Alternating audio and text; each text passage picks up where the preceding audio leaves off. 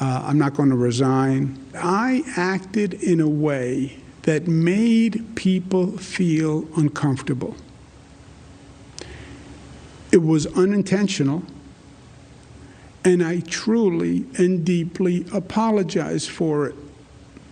I never touched anyone inappropriately. You can go find hundreds of pictures of me kissing people, men, women. It is my usual and customary way of greeting. Jesse, he's not resigning. Could this buy him time, and then by the time the investigation concludes, it's all old news? Yeah, he's trying to ride it out. But listen to what he just said. This is my usual, customary way of greeting. This is what politicians do. They live in a world where they work a room. You go in there, you backslap, you handshake, you hug, you kiss, and people come up to them, and they do the same thing to them. They're fans. They say, I love you, Governor. You're the best. So you get this familiarity with this closeness and this warmth by the way you interact as a politician with crowds.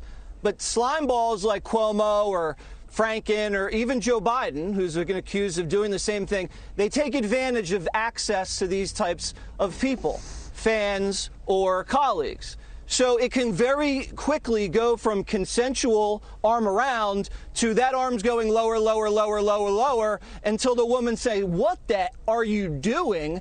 And it's so shocking for the woman because she usually admires this politician, and she can't believe that it just gone from a normal, friendly interaction to this guy's putting his hands in places that I can't believe it's happening. So I would suggest that women, and I've gotten in trouble for saying this before, you slap the man in the face.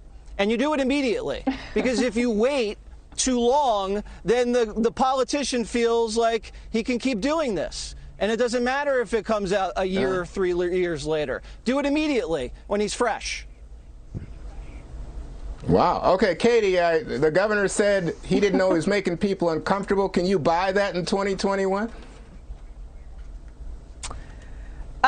I don't know. I can't get inside of his head. I would rather have him apologize for shoving people's elderly parents and grandparents into nursing homes and then having them die, and have him not care about any of that and cover up the numbers, and of course not cooperate with the federal investigation or any kind of local investigation or turning over information to Democrat and Republican lawmakers in New York. I wish that he would apologize for that kind of behavior in addition to apologizing for making a number of people uncomfortable. So, Dana, do you think this is a maturation of Me Too, due process, and an apology? Well, no, I think it just, it continues. I think he is trying to buy time. This is what some of the other men who've been accused of this stuff try to like write it out. Joe Biden had a similar thing. He's like, I didn't know, I didn't realize. But here's the other thing that gets to me. He kept saying in his press conference, I didn't touch anyone. Like, oh, is that the new standard of exercising power over a subordinate? In the workplace, someone alert the HR department, because that's certainly not how the sexual harassment training goes that we all go through, that he put in place as governor.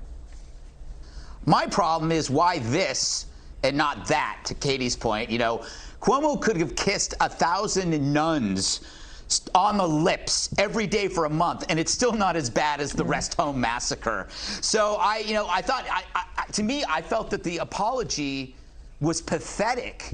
It was groveling. It was painful because he's so serious and devastated for these accusations of 3 women saying that they made him uncomfortable, but it's not about the rest homes. It's like you're guilty of armed robbery, but they're charging you with double parking. It makes no sense to me, and I just can't get past that when I'm watching how, like, that apology should have been for the rest homes. When you're watching how he's choking up, that's what I'm going like, how is this possible? Is this 2021 that it's far worse to do that than to do this? I don't know. I'm at a loss, Juan. All right.